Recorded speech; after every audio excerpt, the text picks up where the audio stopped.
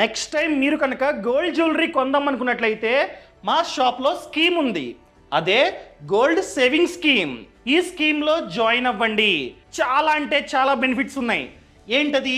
మీరు ఏం చేయాలంటే ప్రతి మంత్ మీకు నచ్చినంత అమౌంట్, ఫర్ ఎగ్జాంపుల్ 10,000 అనుకోండి, ఆ 10,000ని 11 మంత్స్ పాటు మాకు కట్టండి. 11 మంత్స్ తర్వాత మీకు బోనస్ ఇస్తాం. ఫర్ ఎగ్జాంపుల్ మంత్కి 10,000 అనుకుందాం.